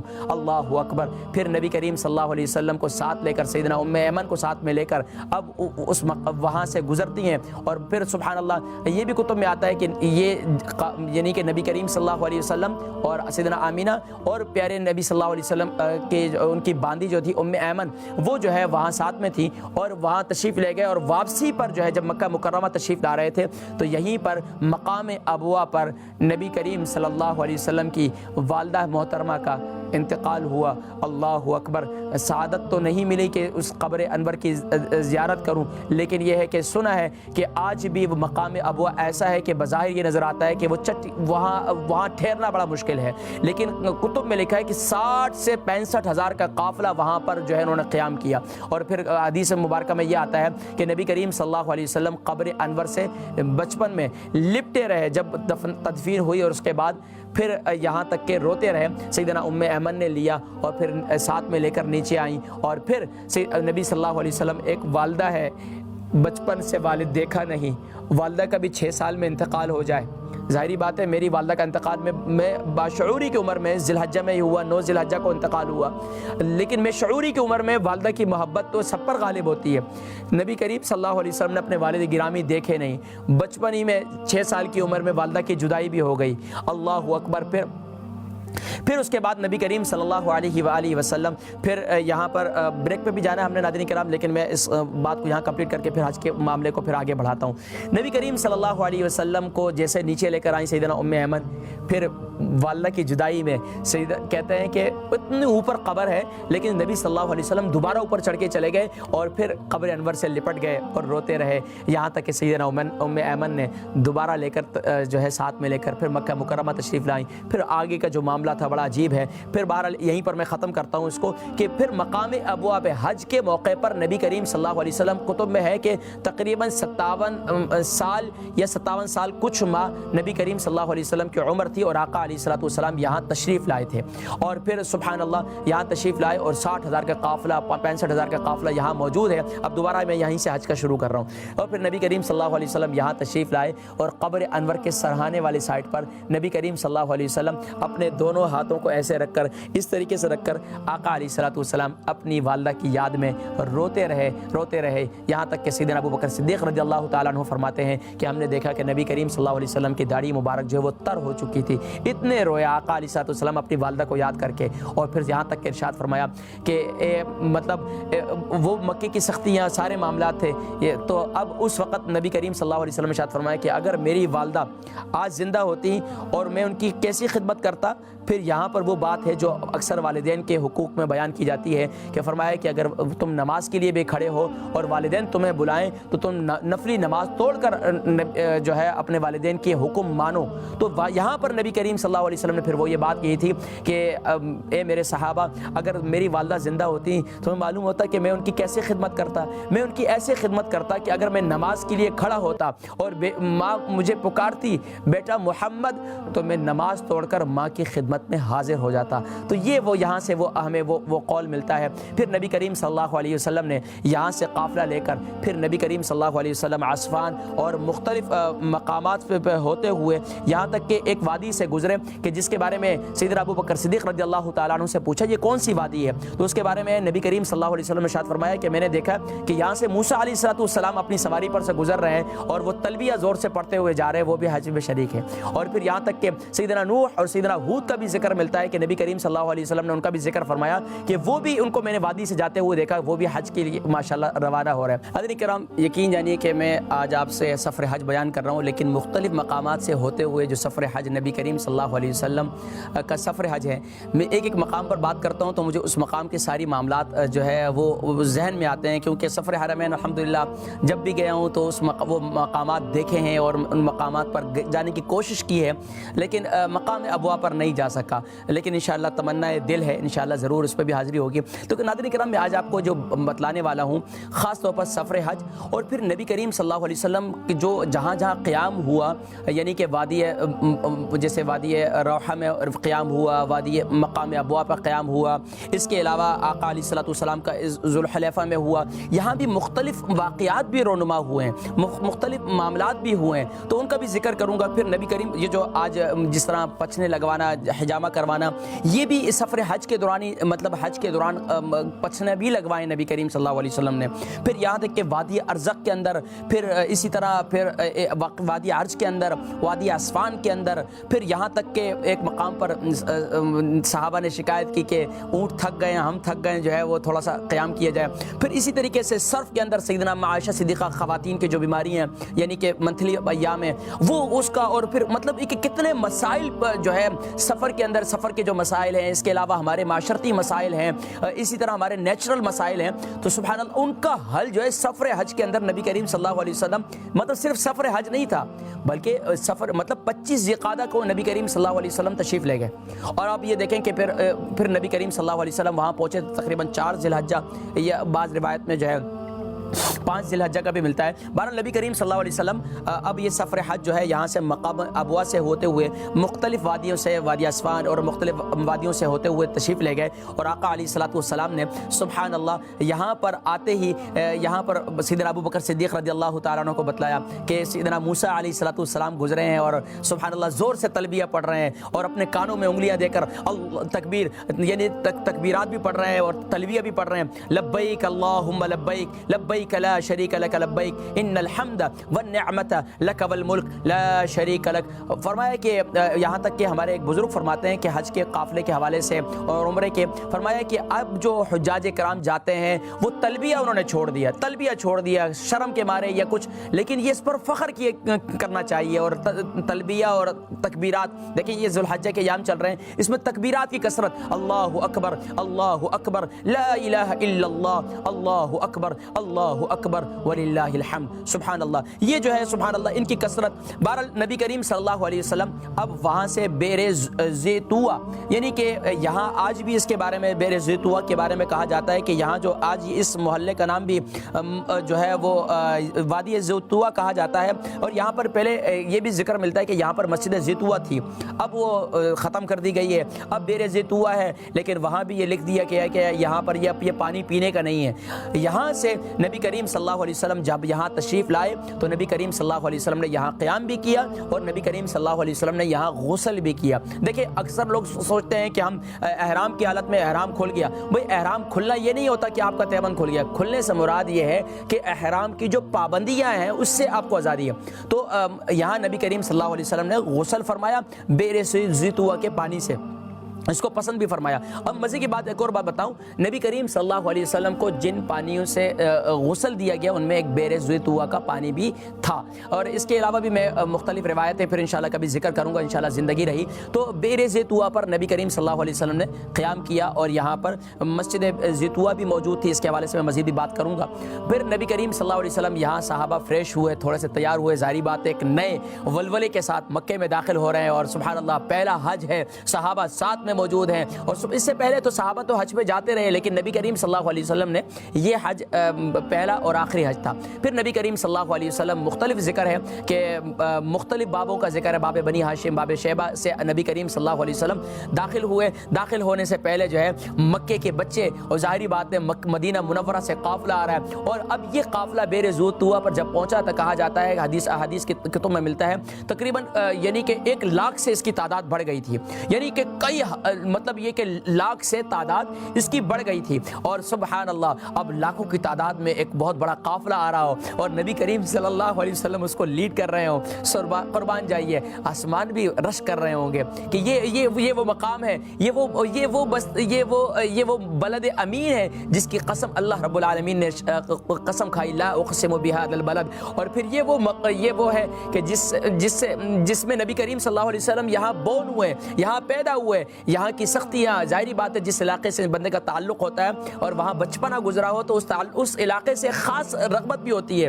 اب نبی کریم صلی اللہ علیہ وسلم یہاں داخل ہوئے اور پھر مکے کے بچے اور استقبال کر رہے ہیں. آپ کو یاد ہے کہ مدینہ منورہ میں جب نبی کریم صلی اللہ علیہ وسلم تشریف لائے، ہجرت مدینہ کا سفر، اس میں کیا ہے، طلع البدر علینا من ثنیات الوداع وجب الشکر علینا ما دعا للہ داعی ایها المبعوث فینا جئت بالامر المطاع مرحبا یا خیرت. سبحان اللہ، یعنی کہ پورے کلمات ہیں وہ. تو یہاں بھی مکے والوں نے، مکے کے لوگوں نے سبحان اللہ نبی کریم صلی اللہ علیہ وسلم کا استقبال کیا اور نبی کریم صلی اللہ علیہ وسلم مکہ مکرمہ میں داخل ہوئے. اور سبحان اللہ پھر آقا علیہ الصلوۃ والسلام سیدھا جو ہے حجر اسود کے سامنے چلے گئے، حجر اسود کو بوسہ دیا اور پھر سبحان اللہ حجر اسود کے سامنے بیت اللہ کے یعنی کہ اللہ کی بارگاہ میں سجدہ شکر ادا کیا اور آنکھوں سے آنسو جاری تھے. یہاں تک کہ سیدنا عمر فاروق رضی اللہ تعالیٰ نے پوچھا یا رسول اللہ صلی اللہ علیہ وسلم آپ کیوں رو رہے ہیں؟ فرمایا کہ یہاں نہ رویا جائے تو کہاں رویا جائے، یعنی کہ اب سجدہ شکر ادا کیا اور اس پر کہا جائے کہ یہ وہ مقام ہے کہ جہاں پر آنسو بہایا جائے، یعنی کہ یہ بتلایا گیا کہ یہاں پر دعا قبول ہوتی ہے، یہاں اللہ کی بارگاہ میں آنسو بہائے جائیں. بہرحال نبی کریم صلی اللہ علیہ وسلم کے ساتھ صحابہ نے بھی حجر اسود کا بوسہ دیا، لیکن سب کے لیے ناممکن تھا، لیکن کوشش سب نے جتنی ممکن کوشش ہوئی ماشاءاللہ سب نے بوسہ دیا. اور اس کے بعد پھر نبی کریم صلی اللہ علیہ وسلم نے یہاں طواف کا آغاز کیا، عمرہ کیا، یعنی پہلے اچھا پھر جو ہے یہاں ظاہری بات ہے پہلے 3 چکروں میں رمل بھی ہے، یعنی کہ ایک تو پنجوں کے بل چلنا ہے، دوسرا استباء ہے یعنی کہ دایاں کندھا جو ہے وہ ننگا کرنا ہوتا ہے. تو صحابہ نے نبی کریم صلی اللہ علیہ وسلم نے استباء کیا اور جو ہے اپنا دایاں کندھا ننگا کیا اور رمل کیا پہلے 3 چکروں میں، یعنی کہ سینہ چوڑا کر کے چلا جاتا ہے، لیکن آج کے دور کے اندر جتنا ممکن ہو، اور فرمایا کہ خوب اکڑ کے چلو، اور یہ کہ سبحان اللہ دشمنوں پر ہمت طاری ہو کہ تم سبحان اللہ مکے کے اندر فتح و نصرت کے ساتھ داخل ہو، اور سبحان اللہ اللہ کی عبادت اور بندگی کا حق بڑی شان و شوکت سے ادا کر رہے ہو۔ تو 3 چکروں میں رمل ہے، 3 رمل کیا، پھر اس کے بعد جو ہے 7 چکر مکمل کیے۔ یہاں یہ بھی ملتا ہے کہ نبی کریم صلی اللہ علیہ وسلم نے 2 چکر مکمل کرنے کے بعد پھر آب زمزم پیا، صحابہ نے پیا، پھر اس کے بعد آقا علیہ الصلوۃ والسلام نے پھر 7 چکر مکمل کیے، پھر مقام ابراہیم پر سبحان اللہ، مقام ابراہیم پر سبحان اللہ، یہ خوش نصیب ہے جو سبحان اللہ آج یہ جو آپ کو نظر آ رہا ہے حتیم کے اندر جو پڑھنے والے نماز پڑھنے والے ہیں، وہ ایسا ہے جیسے کہ کعبۃ اللہ کے اندر نماز پڑھنا، حتیم کے اندر جو نماز پڑھنے والے ہیں وہ ایسا ہے جیسے کعبۃ اللہ کے اندر نماز پڑھنا، کیونکہ اللہ کے نبی صلی اللہ علیہ وسلم تو رحمت للعالمین ہے صلی اللہ علیہ وسلم۔ آقا علیہ الصلوۃ والسلام اپنی امت کے جو بڑے بڑے لوگ ہیں وہ تو چاہتے ہیں کہ ہم بیت اللہ کے اندر داخل ہو جائیں، وہاں نماز پڑھ لیں، لیکن میرے جیسے گناہگار وہ بھی یہ چاہتا ہے کہ وہ بھی بیت اللہ کے اندر نماز پڑھنے کا اسے شرف حاصل ہو۔ فرمایا جو شخص حتیم کے اندر نماز پڑھ لیتا ہے گویا کہ وہ سبحان اللہ بیت اللہ کے اندر نماز پڑھنے کا اسے سعادت مل جاتی ہے۔ ناظرین کرام، نبی کریم صلی اللہ علیہ وسلم نے 2 رکعت نماز نفل ادا کیے، صحابہ نے ادا کیے، پھر آقا علیہ الصلوۃ والسلام کوہ صفا، آج جس طرح یہ پہاڑی ہے اس زمانے میں اس طرح پہاڑی تو نہیں تھی، تو نبی کریم صلی اللہ علیہ وسلم پھر کوہ صفا کی طرف تشریف لے گئے۔ اس زمانے میں باقاعدہ یہ چوٹی تھی اور درمیان میں ایسے ہی تھا، یعنی سیدنا حاجرہ سلام اللہ علیہا کا وہ منظر بھی آپ کو یاد ہوگا کہ جب آب زمزم کا جاری ہونا وہ کس طرح تھا کہ کوہ صفا کی ایک چوٹی تھی اور ایک کوہ مروہ کی یعنی کہ ایک چوٹی تھی، اور پھر نبی کریم صلی اللہ علیہ وسلم چوٹی پر پورے چڑھے، اور پھر پورا چڑھ کر جب بیت اللہ پر پوری نظر پڑی تو پھر نبی کریم صلی اللہ علیہ وسلم نے سبحان اللہ اچھا مزے کی بات یہ کہ جو استعلام کرنا ہے، یہاں یہ بات میری رہ گئی کہ ہر چکر کے پر نبی کریم صلی اللہ علیہ وسلم جب اس کے چکر کا آغاز کیا تو اب ظاہری بات ہے حجر اسود کا بوسہ دینا جو ہے یہ بھی سنت ہے، لیکن اس وقت ظاہری بات ہے ایک تو اتنی تعداد تھی اور سب کا بوسہ دینا ناممکن تھا، تو نبی کریم صلی اللہ علیہ وسلم نے یہ امت کو یہ تعلیم فرمائی کہ اگر تم بوسہ نہ دے سکو تو نبی کریم صلی اللہ علیہ وسلم کے ہاتھ میں چھڑی مبارک تھی۔ یہ بھی کہا جاتا ہے کہ نبی کریم صلی اللہ علیہ وسلم نے کچھ چکر طواف کے جو ہے وہ اونٹنی پر سوار ہو کر کیے تاکہ صحابہ کو سیکھنے کے، کیونکہ بہت سے صحابہ تھے جن کی تربیت کرنی تھی، جو نئے نئے اسلام میں داخل ہوئے تھے، تو پھر ان کو جو ہے سکھانا مطلوب بھی تھا، ایک تو اونٹنی پر سوار ہو کر بھی طواف کے کچھ چکر کیے، اور یہ بھی بتلایا کہ آقا علیہ الصلوۃ والسلام نے اس کا استلام کیا، اور بعض روایت میں یہ بھی آتا ہے کہ نبی کریم صلی اللہ علیہ وسلم نے رکن یمانی کا بھی بوسہ دیا، اور آج بھی رکن یمانی جو ہے رکن یمانی اور حجر اسود یہ جو حصہ ہے یہاں پر یہ بھی ملتا ہے کہ نبی کریم صلی اللہ علیہ وسلم نے جو جامع دعا تعلیم فرمائی، اور نبی کریم صلی اللہ علیہ وسلم جو دعا پڑھی وہ کیا تھی؟ ربنا آتینا فی الدنیا حسنہ وفی الآخرۃ حسنہ وقنا عذاب النار، یہ جامع دعا ہے۔ اس کے علاوہ بہت سی دعائیں ہر چکروں کی لوگوں نے لکھی ہیں لیکن سنت نہیں ہے، بہرحال آپ اس کو پڑھ سکتے ہیں اگر آپ کی ادائیگی درست ہے، ادائیگی درست نہیں ہے تو آپ فضول میں، ہمارے یہاں بہت لوگ جو ہے راستوں میں ٹکرے مار رہے ہوتے ہیں، دوسروں کو ٹھوکر لگ رہی ہوتی ہیں اور وہ کتاب ہاتھ میں لیے وہ جا رہے ہوتے ہیں، بھائی نہیں، اگر آپ کو آتی ہیں آسانی سے پڑھ سکتے ہیں، فلوئنسی ہے تو آپ ضرور جو ہے یہ دعائیں بھی پڑھ سکتے ہیں، کوئی حرج نہیں ہے، لیکن کثرت سے اللہ کا ذکر، سبحان اللہ، الحمدللہ، اللہ اکبر، لبیک اللہم لبیک، لبیک لا شریک، کیا ہے لبیک اللہم لبیک؟ یا اللہ میں حاضر ہوں، لبیک میں حاضر ہوں انہی گناہوں کے ساتھ، یا اللہ ان گناہوں کو معاف کر دے، یا اللہ میں ساری بیماریوں کے ساتھ میں حاضر ہوں، یا اللہ ان بیماریوں کو دور کر دے، لبیک اللہم لبیک۔ یہ ساری کیا کلمات ہیں ناظرین کرام، یہ کوئی معمولی بات نہیں ہے۔ پھر میں کسی موقع پر حج عمرے کی جب ہم نے ٹریننگ دی ہے بہت سی، تو اس میں ایک کیفیت عجیب سی بنتی ہے کہ جب حاجی جو ہے جب بیت اللہ کے سامنے جاتا ہے اور بیت اللہ کو اپنی پہلی نظر سے دیکھتا ہے تو کیا کہا شاعر نے؟ کعبے پہ پڑی جب پہلی نظر، کیا چیزیں تھی دنیا بھول گیا۔ مطلب کعبے پہ نظر جو ہے نا وہ پڑھنے کے بعد جو ہے انسان کی کیفیت کیا بنتی ہے، جس طرح جو ہے وہ شاعر نے دوسرے کہا کعبے کی رونق، کعبے کا منظر، اللہ اکبر، کعبے کی رونق، کعبے کا منظر، اللہ اکبر، اللہ اکبر۔ شاعر کہتا ہے قطرے کو جیسے سمندر سمیٹے مجھ کو مطاف اپنے اندر سمیٹے جیسے سمیٹے آغوش مادر۔ اللہ اکبر اللہ اکبر۔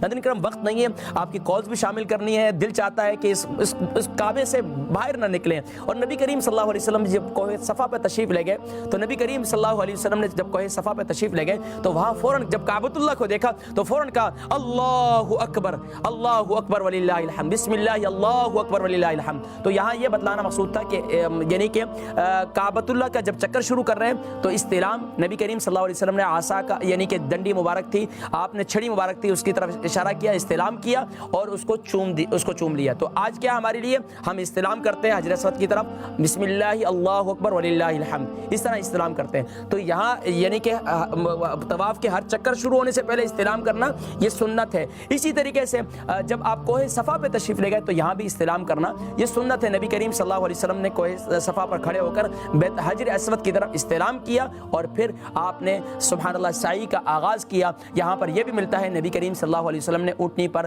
سوار ہو کر جو ہے وہ آپ نے جو ہے وہ سعی کی اور تاکہ صحابہ کو سکھلایا جائے، صحابہ کو بتلایا جائے۔ اور نبی کریم صلی اللہ علیہ وسلم نے اس مقام پر جسے جو ہے میلین اخضرین کہتے ہیں، جن پر آج بھی گرین لائٹ موجود ہے، جہاں سیدنا حاجرہ سلام اللہ علیہا دوڑی تھی، آج بھی مجھے وہ وقت یاد ہے۔ میں اپنی والدہ محترمہ میری ساتھ تھی، میں والدہ محترمہ کے ساتھ تھا تو والدہ محترمہ کہنے لگی کہ یہ کیا عبادت ہے، مطلب کیا انداز ہے، کعبۃ اللہ کے چکر لگا رہے ہیں، سعی کے چکر لگا رہے ہیں، یہ کیا ہے؟ یہ صرف اللہ اپنے محبوب بندوں کی اداؤں کو اپنانے کے لیے کہہ رہے ہیں کہ میری بندی یہاں سے وہ دوڑی تھی، اب یہاں آپ نے ایسا ہی عمل کرنا ہے۔ تو اب خواتین جو دوڑتی ہیں یہ غلط طریقہ ہے، تو خواتین کو یہاں دوڑنا نہیں چاہیے بلکہ یہاں سے تیز قدموں سے چلنا چاہیے۔ اور اسی طرح مردوں کے لیے یہ ہے کہ وہ تیز قدموں سے چلیں اور یہاں دعا کریں، رب اغفر ورحم وانت العز الاکرم انک تعلم ما لا تعلم۔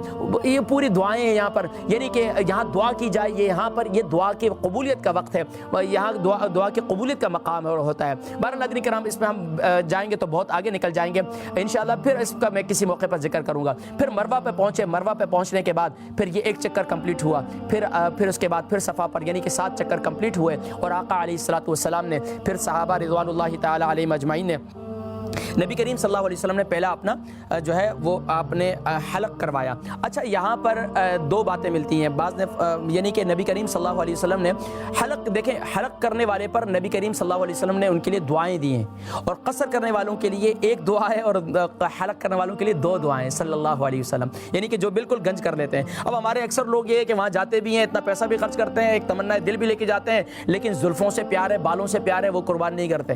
اللہ اکبر۔ بہرحال یہاں بھی یہ روایت ملتی ہے کہ نبی کریم صلی اللہ علیہ وسلم نے اپنے منہ مبارک کو تقسیم کیا، اور یہاں بھی یہ روایت ملتی ہے کہ آقا علیہ الصلوۃ والسلام نے 10 ذی الحجہ جب حج کا معاملہ ختم کیا تو اس وقت بھی نبی کریم صلی اللہ علیہ وسلم نے بہرحال اب یہاں پر نبی کریم صلی اللہ علیہ وسلم یہاں پر نبی کریم صلی اللہ علیہ وسلم نے یعنی کہ حج اور حج قران کی نیت کی تھی، یہاں میں بات رہ گئی، غلط ہوگی مجھ سے، کہ یہاں نبی کریم صلی اللہ علیہ وسلم نے احرام نہیں کھولا، بلکہ آقا علیہ الصلوۃ والسلام نے ان صحابہ سے فرمایا کہ جن کے پاس یعنی کہ ہدی قربانی کے جانور نہیں تھے ان کو فرمایا آپ لوگ احرام کھول دیں، تو ان کے احرام کھول دیے گئے اور وہ عمرے سے آزاد ہو گئے، وہ قربانی۔ لیکن نبی کریم صلی اللہ علیہ وسلم نے حج قران کیا تھا، یعنی کہ آقا علیہ الصلوۃ والسلام نے عمرہ اور حج ایک ساتھ کی نیت کی تھی۔ پھر آقا علیہ الصلوۃ والسلام سبحان اللہ یہاں پر یہ بھی ملتا ہے کہ آقا علیہ الصلوۃ والسلام وادی بطحا میں تشریف لے گئے اور پھر وہاں آقا علیہ الصلوۃ والسلام نے قیام کیا، اور پھر یہاں یہ بھی ملتا ہے کہ نبی کریم صلی اللہ علیہ وسلم پھر بیت اللہ میں آئے اور دعا کی، اجتماعی دعا کی۔ بہرحال اس کے بعد یہ ملتا ہے کہ وادی بطحا میں تشریف لے گئے اور پھر نبی کریم صلی اللہ علیہ وسلم 4 دن تک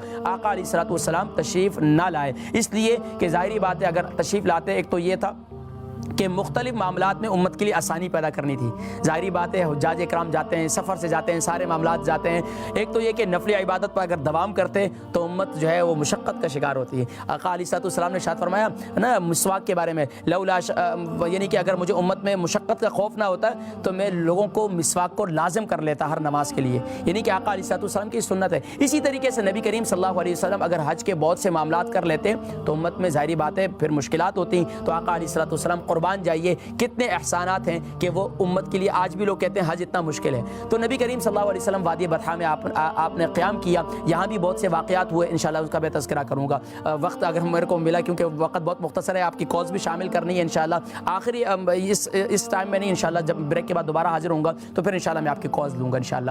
اب ناظرین کرام, پھر نبی کریم صلی اللہ علیہ وسلم 7 ذی الحجہ کو تشریف لائے, کعبۃ اللہ میں تشریف لائے 7 ذی الحجہ کو, اور آقا علیہ الصلوۃ والسلام نے یہاں صحابہ رضوان اللہ تعالی علیہم اجمعین کو حج کی تعلیم دی, گویا کہ حج کی ٹریننگ دی.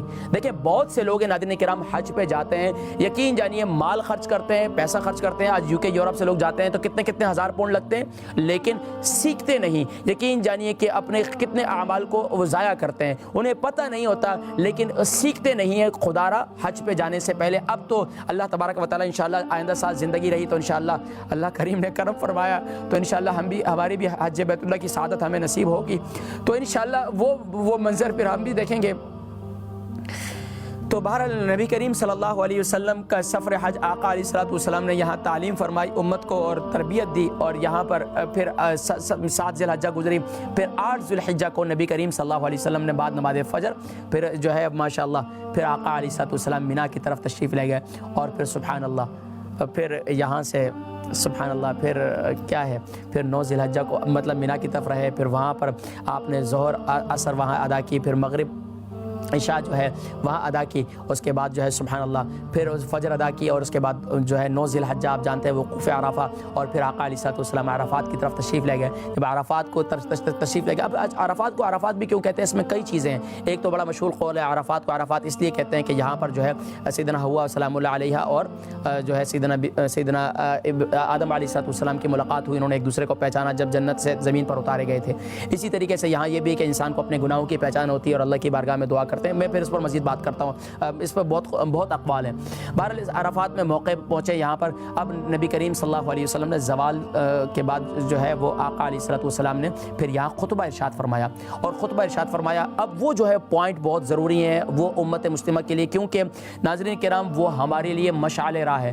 امت مسلمہ کا ہر فرد, امت مسلمہ کا ہر گھر اگر اپنے گھر کے اندر اپنے بچوں کو ایک چارٹ بنا کر ان کو دیں, ان کو یاد کروائیں کہ نبی کریم صلی اللہ علیہ وسلم کا خطبہ حجۃ الوداع کیا تھا, نبی کریم صلی اللہ علیہ وسلم کا خطبہ حجۃ الوداع کیا تھا, یہ جو ہے اگر ہم یاد کر لیں تو ناظرین کرام ایسے پوائنٹ ہیں جس میں نبی کریم صلی اللہ علیہ وسلم نے 9, 10, 11 آقا علیہ الصلوۃ والسلام نے لگاتار آپ نے خطبے دیے, یہاں تک کہ 12 ذی الحجہ کو بھی آقا علیہ الصلوۃ والسلام نے یہ خطبے ارشاد فرمائے. اور اچھا جو خطبے ارشاد فرمائے اس میں سارے تقریباً وہ یہی باتیں تھیں, لیکن کچھ میں کمی اور کچھ میں زیادتی آقا علیہ الصلوۃ والسلام نے مختلف حالات کے لحاظ سے وہ دی. لیکن یہاں پر آقا علیہ الصلوۃ والسلام نے یہاں سے آغاز کیا کہ اے لوگو تمہیں معلوم ہے یہ کون سا دن ہے. اب میں خطبہ حجۃ الوداع کی کچھ باتیں میں آپ کو نوٹ کرنے جا رہا ہوں, یہ کوٹ کرنے جا رہا ہوں, تو آپ نے اس کو نوٹ کرنا ہے کہ نبی کریم صلی اللہ علیہ وسلم نے ہمیں کیا تعلیم دی, ہمیں کیا پیغامات دیے جو آج ہم چھوڑ چکے ہیں, جس کی وجہ سے آج ہم گمراہ ہو چکے ہیں. آج ہمیں ہر کوئی استعمال کر رہا ہے, کوئی کس طرح کر رہا ہے, کوئی کس طریقے سے سازشیں کی جا رہی ہیں اسلام اور کس طرح. اب ناظرین کرام یہ وہ باتیں ہیں کہ اگر آج ہم اپنا لیں تو اسلام کی دعوت دینا ہمیں ضرورت نہیں پڑے گی, بلکہ ہماری پریکٹیکل زندگی کی وجہ سے بہت سے لوگ جو ہے وہ اسلام کی طرف داخل ہو جائیں گے, اسلام کی طرف مائل ہو جائیں گے. نبی کریم صلی اللہ علیہ وسلم نے ارشاد فرمایا کہ اے لوگوں تمہیں معلوم ہے کہ کون سا دن ہے, یہ کون سا مہینہ ہے. سب نے فرمایا یا رسول اللہ صلی اللہ علیہ وسلم یہ عرفہ کا دن ہے. آقا علیہ الصلوۃ والسلام نے فرمایا یہ کون سا مہینہ, فرمایا ذی الحجہ کا مہینہ ہے. فرمایا کون سے دن ہے, فرمایا کہ یعنی سبحان عشرہ ذی الحجہ کی ایام ہے. آقا علیہ الصلوۃ والسلام نے ارشاد فرمایا یہ کون سا شہر ہے, فرمایا یہ بلد امین ہے. آقا علیہ الصلوۃ والسلام نے ارشاد فرمایا کہ جس طرح اس مہینے کی افضلیت ہے, اس دھرتی کی افضلیت ہے, اسی طریقے سے یاد رکھو ایک انسان کی بھی اسی طرح اس کی فضیلت ہے. یاد رکھو کسی کالے کو کسی گورے پر کوئی فوقیت نہیں, کسی عربی کو کسی عجمی پر کوئی فوقیت نہیں, کسی سفید فام کو کسی سیاہ فام پر کوئی فضیلت اور فوقیت نہیں ہے, کسی سیاہ فام کو کسی سفید فام پر کوئی فضیلت اور فوقیت نہیں ہے. قربان جائیے نبی کریم صلی اللہ علیہ وسلم نے مساوات کا ایسا درس دیا کہ نبی کریم صلی اللہ علیہ وسلم نے امت کو یہ پیغام دے دیا, اگر تم یہ چاہتے ہو کہ تم اپنے آپ کو بہت برتر سمجھتے ہو, بہت بہتر سمجھتے ہو, تو تمہیں پھر ان اکرمکم عند اللہ اتقاکم, تمہیں جو ہے تقوی اور پرہیزگاری کا نور حاصل کرنا ہوگا. تمہارے اندر خوف خدا جس کے اندر زیادہ ہوگا، جس کے اندر خوف خدا زیادہ ہوگا، وہ سب سے زیادہ جو ہے سبحان اللہ اللہ تبارک و تعالیٰ کی ہاں اس کا مقام و مرتبہ ہوگا. اللہ تبارک و تعالیٰ کے پیارے نبی صلی اللہ علیہ وسلم نے ارشاد فرمایا کہ اے لوگو، یہ جو تم قبائل میں برادریوں میں جو ہے یہ تقسیم ہو تو یاد رکھو وقبائل لتعارفوا، یہ جو ہے تمہارے لیے صرف تعارف کے لیے، پہچان کے لیے، کوئی برادری ازم نہیں ہے، کوئی لسانی ازم نہیں ہے. آج دیکھیں امت کو تقسیم کیا جا رہا ہے، کوئی لسانیت کی بنیاد پر، کوئی مذہبی نفرتوں کی بنیاد پر، کوئی قومیت کی بنیاد پر، کوئی زبانوں کی بنیاد پر. بنگلہ دیش میں رہنے والا مسلمان بھی ہمارا بھائی ہے، سیریا میں رہنے والا مسلمان بھی ہمارا بھائی ہے، اسی طریقے سے دنیا کے کسی بھی خطے کے اندر مسلمان رہنے والا ہے. فرمایا کہ مسلمان وہی ہے، فرمایا من سلم المسلمون من لسانہ و یدہ. مسلمان کی شان یہ ہے، اگر تم واقعتاً یہ مسلمان بننا چاہتے ہو، مسلمان رہنا چاہتے ہو، تو من سلم المسلمون من لسانہ و یدہ، تمہاری زبان اور ہاتھ سے دوسرا مسلمان محفوظ رہے. ناظرین کرام، اس کا کیا مطلب ہے؟ زبان اور ہاتھ سے محفوظ رہے، لاتے مارے نہیں، اس کا مطلب ہے کہ آپ نے جز لے کر کل مراد لے لیا. اور آقا علیہ الصلوۃ والسلام نے ارشاد فرمایا کہ اپنی زبان اور ہاتھ کو، آج دیکھیں کسی کے ساتھ بھی ہمارا معاملہ ہوتا ہے تو زبان اور ہاتھ سب سے پہلے استعمال ہوتے ہیں، تو فرمایا کہ اپنی زبان اور ہاتھ سے دوسرے کو محفوظ رکھو. اس کے بعد بھی ناظرین کرام اس میں بھی بڑی باتیں پیارے کریم آقا علیہ الصلوۃ والسلام نے بڑی تفصیل بیان فرمائی، لیکن اس سے آگے بڑھتے ہیں. نبی کریم صلی اللہ علیہ وسلم نے خواتین کے بارے میں ارشاد فرمایا، اور گھر میں میاں بیوی کے بارے میں ارشاد فرمایا، خواتین کے بارے میں فرمایا کہ یاد رکھو یہ تمہارے لیے، تمہارے سبحان اللہ، ان کے تم پر بڑے حقوق ہیں، یہ ایک بول سے تمہارے ماتحت ہو جاتی ہیں. ان کے ساتھ وعاشروہن بالمعروف، خواتین کے معاملے میں نرمی اختیار کرو، کبھی ان کے ساتھ جو ہے سختی کا مظاہرہ نہ کرو. فرمایا کہ اگر تمہارا کوئی غلام بھی ہے، تمہارا کوئی نوکر بھی ہے، تو فرمایا اس کی عزت ہے. اگر تمہارے اس کے ساتھ نہیں بنتی ہے، معاملات نہیں بنتے، تو اس سے کنارہ کشی اختیار کر لو، اس کو آزاد کر دو، اس کو بیچ دو، لیکن فرمایا اس کی عزت نفس کو جو ہے اس پر ڈاکہ نہ ڈالو. اور یہاں تک کہ نبی کریم صلی اللہ علیہ وسلم نے ارشاد فرمایا کہ یعنی کہ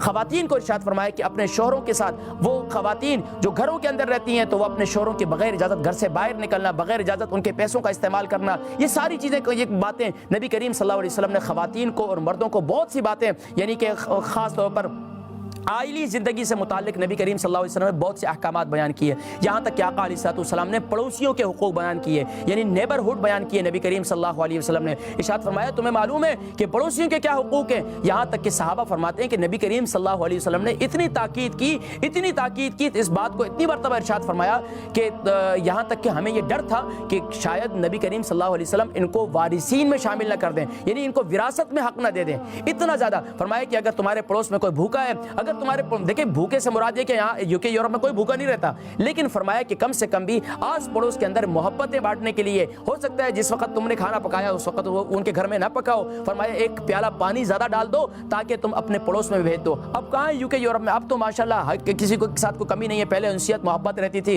کلوز ہوتے تھے. اب تو کرونا وائرس کے بعد تو لوگ ویسے ہی نازک ہو گئے، کسی کے گھر سے کوئی چیز جائے تو وہ کھاتے بھی نہیں ہیں. بہرحال المختصر یہ ہے کہ نبی کریم صلی اللہ علیہ وسلم نے یہ حکم دیا. اس کے بعد نبی کریم صلی اللہ علیہ وسلم نے یہاں تک کہ یہ ارشاد فرمایا اے لوگو یاد رکھو ایک انسان کے دوسرے انسان پر بھی بڑے حقوق ہیں. یاد رکھو ایسا نہ ہو کہ میرے دنیا سے جانے کے بعد تم ایک دوسرے کی گردنیں مارنے لگو، تم تھوڑی چھوٹی چھوٹی باتوں پر دست و گریباں ہو جاؤ. یہاں تک کہ بہت سے آپ نے احکامات ارشاد فرمائے. یہاں تک کہ آقا علیہ الصلوۃ والسلام نے سود کے بارے میں ارشاد فرمایا اے لوگو آج یاد رکھو اس سے پہلے تم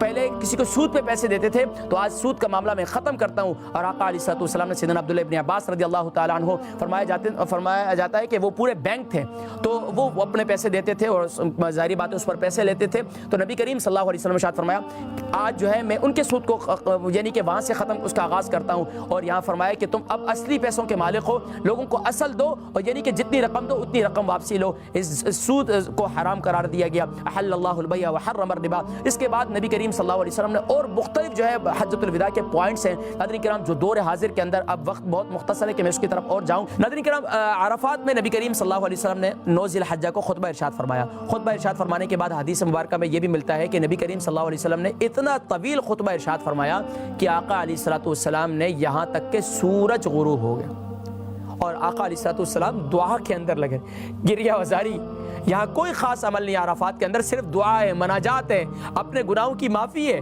عرفہ والے دن سبحان اللہ ہم تو نہیں اگر جا سکے، عرفہ کا روزہ رکھیں، فرمایا ایک سال کے پچھلے گناہوں کا، ایک سال آئندہ گناہوں کی معافی کا سبحان اللہ یہ ذریعہ ہے۔ تو سبحان اللہ عرفات کے دن خاص اللہ تبارک و تعالیٰ کی انوار و تجلیات کا نزول ہوتا ہے۔ تو ناظرین کرام ایک تو یہ ہے، دوسرا پھر 10 ذی الحجہ ظاہری بات ہے سورج غروب ہو گیا، اس کے بعد پھر کیا ہے، پھر مزدلفہ کی طرف روانہ تھے، مزدلفہ کی طرف روانہ ہوئے اور آقا نے علیہ الصلوۃ والسلام نے وہاں مغرب عشاء ایک ساتھ پڑھی، یعنی کہ عصر مغرب عشاء وہیں پڑھی، اور اس کے بعد یعنی کہ کیونکہ ہمارے اساتذہ فرمایا کرتے تھے کہ جب تک حج نہ کیا ہو نا اور زکوٰۃ ادا نہ کی ہو تو اس وقت تک حج کے مسائل اور جو ہے یہ حج کے مسائل اور یہ مسائل جو ہے ذہن میں رہتے نہیں ہیں۔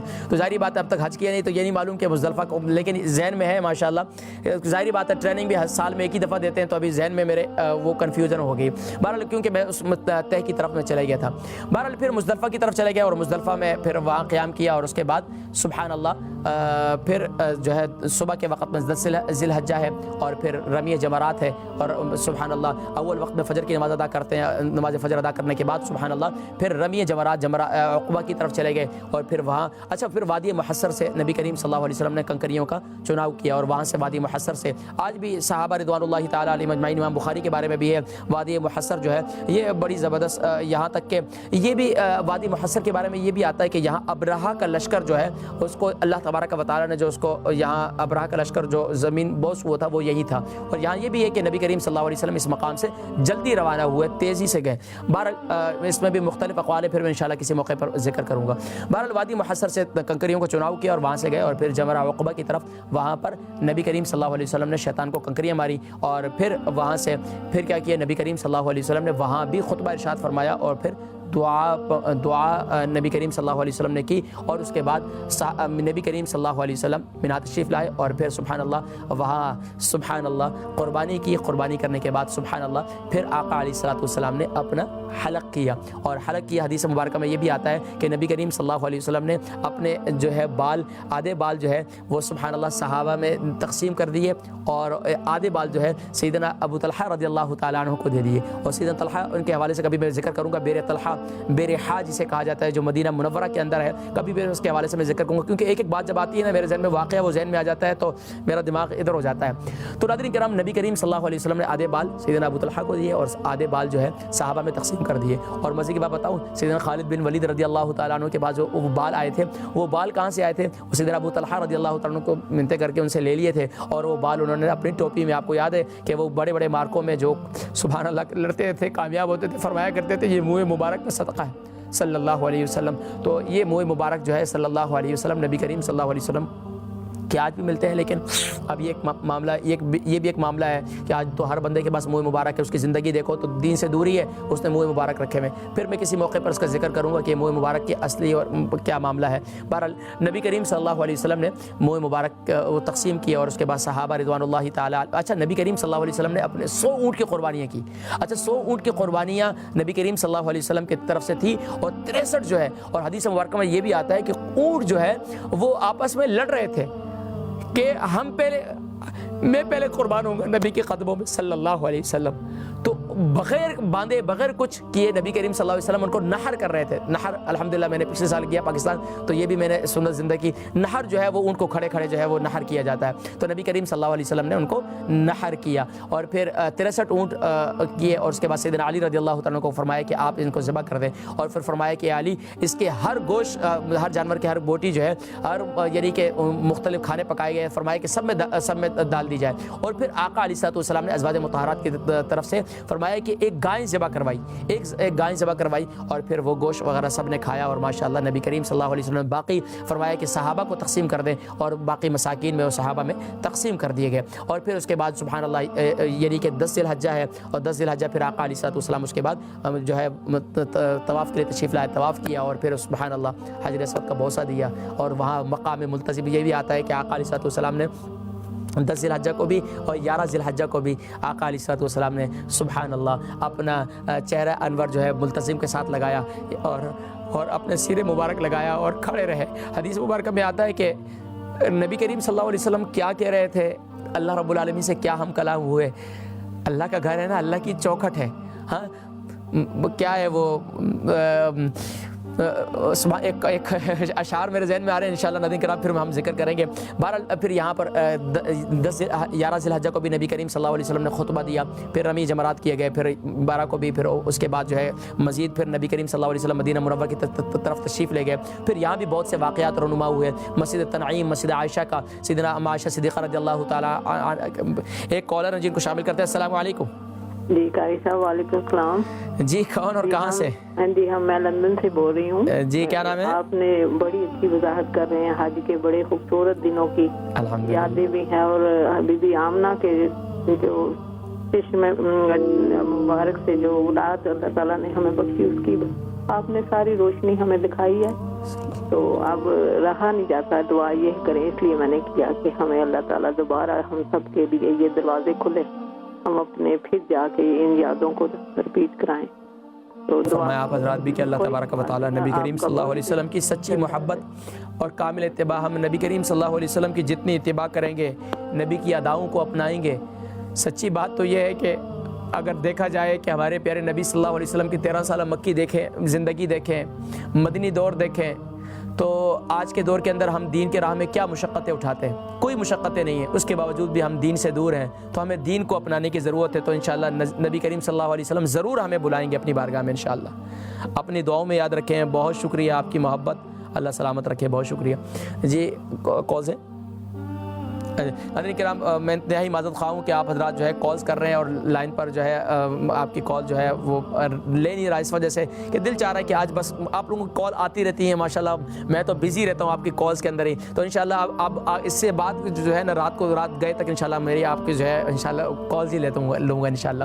لیکن حضرات کرام ایک کالر ان کو شامل کر لیں۔ جی السلام علیکم۔ وعلیکم السلام ورحمۃ اللہ وبرکاتہ۔ جی ماشاءاللہ لگتا یہ ہے کہ زبیری صاحب ہیں۔ جی بسم اللہ، صاحب نہیں جو بھی آپ کا خادم ہوں۔ نہیں اللہ سلامت رکھے اور خیریت سے آپ ٹھیک ہیں؟ آپ کا پروگرام بہت ضروری، جس طریقے سے آپ ایکسپلین کرا رہے ہیں، یقین کریں کہ میں نے پہلا حج جو کیا 1988 میں یہ سمجھتا ہوں کہ اس وقت چونکہ ہمارے ساتھ کوئی آدمی نہیں تھے، بتانے والے نہیں تھے، مساجد میں اس کا بھی کوئی انتظام نہیں تھا، تو میرے خیال میں وہاں بہت سارے مناسک ہم سے چھوٹ گئے۔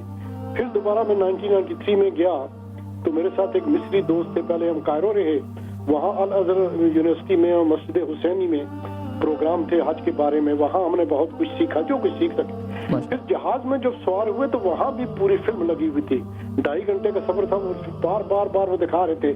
الحمدللہ جناب، یہ جتنی بھی بڑی، یعنی میں سمجھتا ہوں کہ اس کے بعد تمہیں 5 بار اور حاضری کرائے ہوں، 6 بار۔ سبحان اللہ، ماشاءاللہ ماشاءاللہ ماشاءاللہ۔ آپ جو فرما رہے ہیں یہ اتنا ضروری ہے کہ ہمیں یہ پہلے کرنا چاہیے تھا، اور یقین جانے کے بہت سارے آدمی وہاں میں نے دیکھا، میں نے خود بھی کچھ غلطیاں کی، اور ایسے آدمی، ایک آدمی پوچھ رہا تھا وہ کہاں ہے وہ کہاں ہے، تو میں نے اس سے پوچھا بھائی وہ کہاں ہے، کہ کہ وہاں جو مائی بکریاں جب چراتی تھیں تو مجھے سمجھ لگ گیا وہ صفا مروہ کی بات کر رہا ہے، بکریاں تو کہاں تھی، میں نے کہا صفا مروہ، تو میں نے اس کو بتایا کہ یہاں سے شروع کرو۔ ایک آدمی جناب 14 چکر لگائے، تو میں نے کہا، کہنے لگا بہت تھک گیا ہوں، میں نے کہا کیوں، کہنے لگا ایک طرف سے دوسری صفا سے مروہ، مروہ سے صفا 1 چکر، صفا سے مروہ، مروہ سے صفا 2 چکر۔ میں نے کہا بھائی آپ نے تو 14 چکر لگا، یہ کیا کیا آپ نے؟ تو اس کے لیے یہ آپ جو کام کر رہے ہیں، خدا تعالیٰ آپ کو اس کی جزا دے۔ آمین آمین آمین یا رب۔ یہ بہت ہی ضروری تھا، بہت ضروری تھا، خدا آپ کا بھلا کرے، اور سب عید مبارک سب کو۔ خیر مبارک، جزاکم اللہ خیر، بہت شکریہ بہت شکریہ۔ جی ناظرین کرام جی ایک کال کو شامل کر لیتے ہیں۔ السلام علیکم۔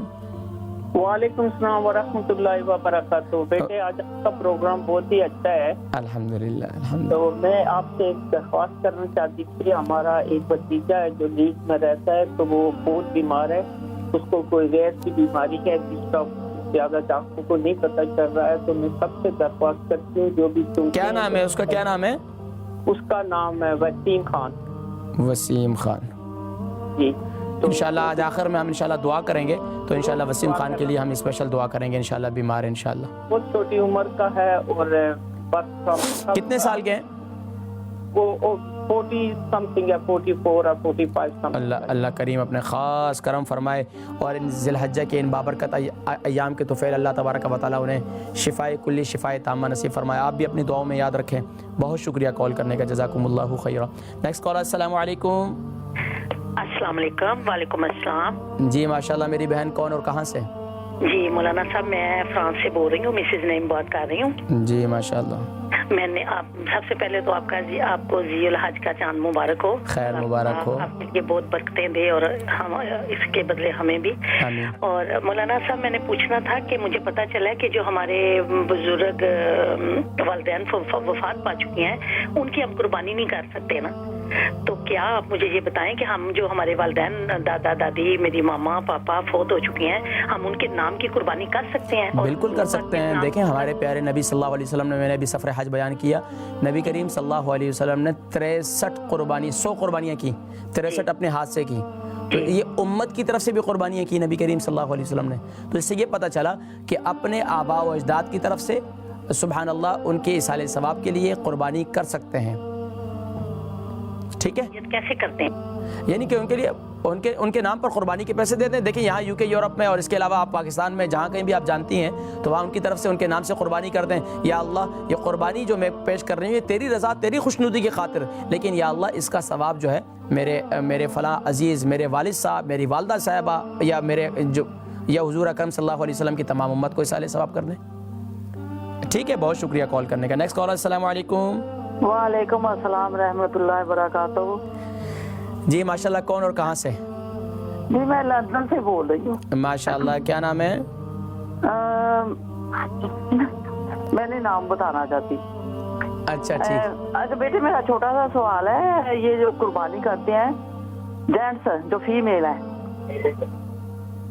جی ٹھیک ہے, وہ نا ناخن نہیں کاٹنے اور بال نہیں کاٹنے, شیو کر سکتے ہیں کہ نہیں کر سکتے؟ دیکھیں یہ مستحب عمل ہے. مستحب عمل یہ ہوتا ہے کریں تو ثواب ہے, نہ کریں تو گناہ نہیں ہے, پکڑ کوئی نہیں ہے. اب اس میں بھی سمجھنے کی باتیں ہیں. ایک شخص ہے اس نے قربانی کی نیت کی ہے, اب اس نے قربانی کرنے کی نیت کی ہے تو اب اس نے قربانی سے چاند نظر آ گیا, اس کو پتہ ہی نہیں تھا, اس کے بال بڑے ہوئے ہیں, اس کے زیر ناف زیر بغل بال اور ناخن اس کے بڑے ہوئے ہیں. اب اس کے بال اتنے بڑے ہوئے ہیں کہ اس پر ضروری ہے کہ اس کی صفائی کرنا, تو اگر 40 دن سے زیادہ ہیں تو وہ گناہگار بھی ہوگا. تو اب اس پر واجب ہے کہ وہ صفائی کرے نہ کہ مستحب عمل کو اختیار کرے. تو ہمارے لوگ بس اوقات یہ کہتے ہیں کہ اب ہم قربانی کر رہے ہیں تو اب ہم یہ کریں, تو اب ناخن بھی بڑے ہوئے ہیں, بہت بڑے بڑے ناخن ہو گئے, اچھا اب جو ہے باقی صفائی ہے. تو یہ ذہن میں رکھیں. اب ان کے لیے ضروری ہے کہ اگر بال بہت زیادہ بڑے ہیں تو صفائی کرنا ان پر ضروری ہے, نہیں تو وہ گناہگار ہوں گے. اور اس کے علاوہ اگر کریں تو ثواب ہے, نہ کریں تو کوئی حرج نہیں ہے, کوئی مستحب عمل ہے. ٹھیک ہے. بس ایک اور کالر. السلام علیکم. جی السلام علیکم. وعلیکم السلام ورحمۃ اللہ وبرکاتہ. جی ماشاءاللہ ماشاءاللہ ماشاءاللہ. ہماری مسز حسن ماشاءاللہ. خیریت سے ہیں آپ؟ ٹھیک ہیں؟ اللہ کا شکر ہے بیٹا. بڑے مدتوں کے بعد, بڑے عرصے کے بعد آپ کی آواز سننے کو ملی. میں نا یہ سن رہی تھی آپ کا بیان, اچھا سن رہی تھی تو رو رہی تھی ساتھ ساتھ. اتنا پیارا آپ کر رہے ہیں پروگرام, تو میں تو سخت ہو گئی.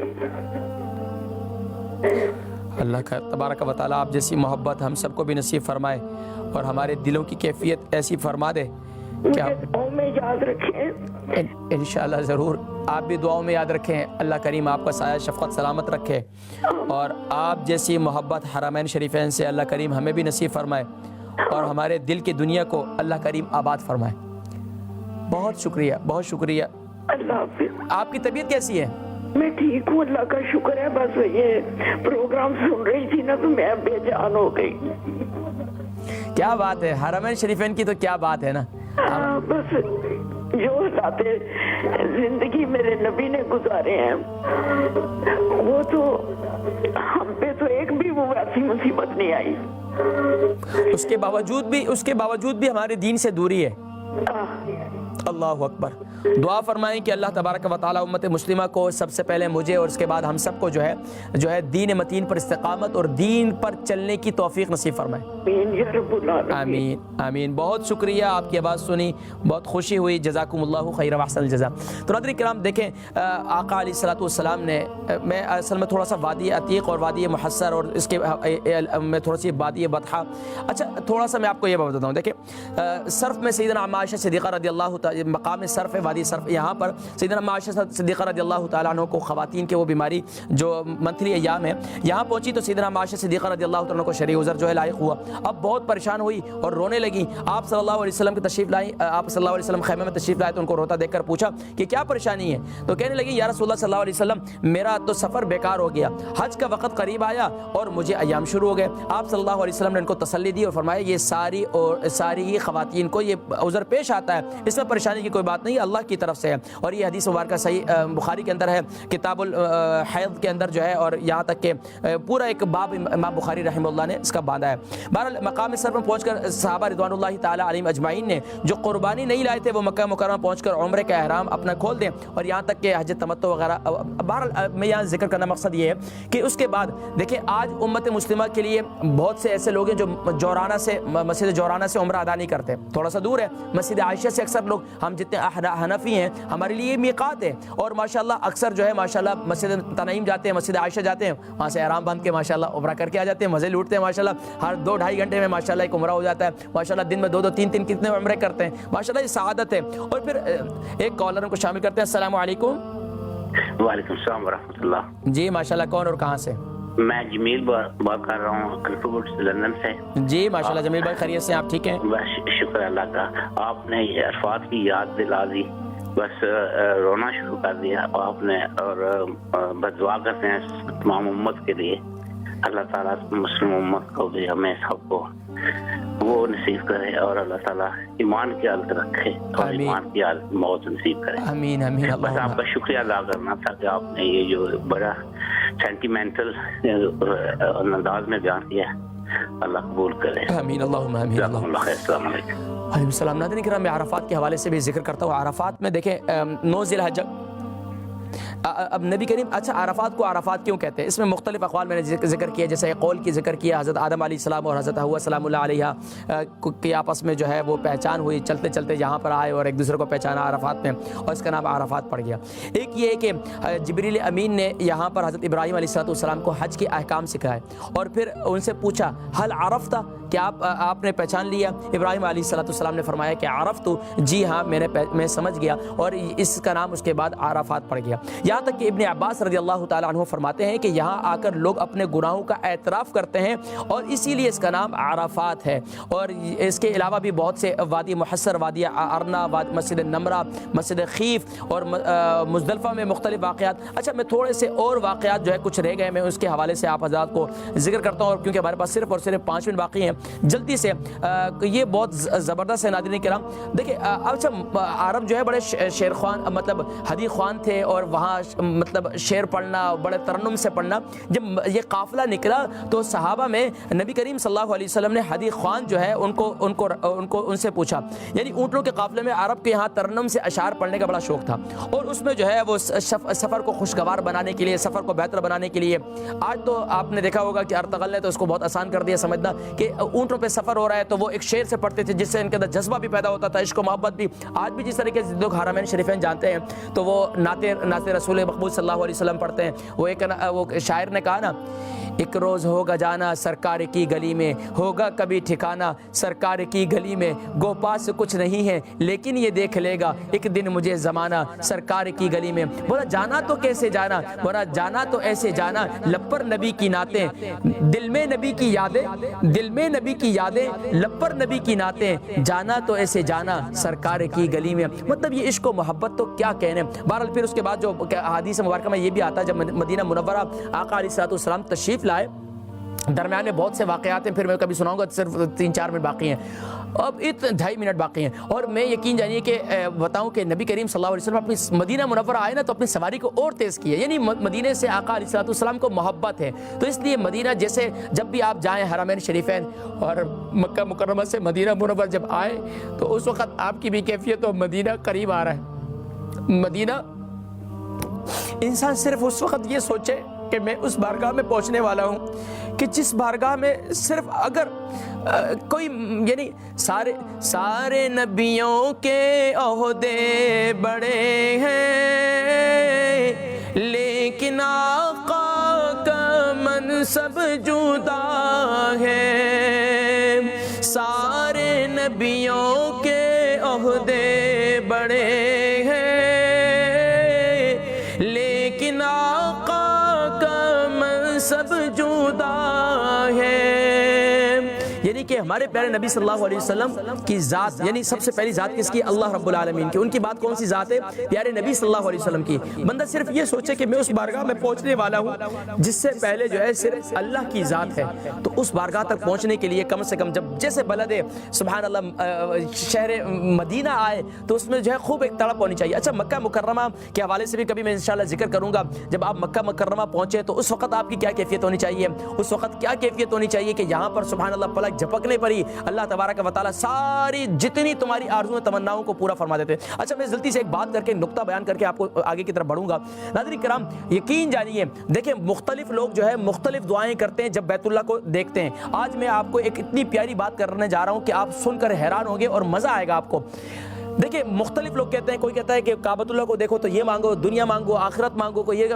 قربان جائیے امام اعظم ابو حنیفہ رحمہ اللہ سے کسی نے پوچھا حضرت یہ بتائیں کہ کعبۃ اللہ کو دیکھ کر کیا دعا مانگنی چاہیے؟ فرمایا کہ کعبۃ اللہ کو دیکھ کر یہ دعا کرو اپنے مستجاب الدعوات ہونے کی، یا اللہ جو دعائیں میں تجھ سے کر چکا ہوں، جو دعائیں تجھ سے آئندہ کروں گا یا اللہ، اور جو دعائیں تجھ سے کر رہا ہوں یہ ان کو قبول فرما. یعنی کہ اس کا حال ہی ہو گیا اس کے بعد جتنی دعائیں کریں سبحان اللہ. تو فرمائے کہ اپنے مستجاب الدعوات ہونے کی دعا کرو. اور قربان جائیے امام اعظم ابو حنیفہ رحمہ اللہ سے کہ دیکھیں انہوں نے مدینے میں رہنے کو سب نے پسند کیا.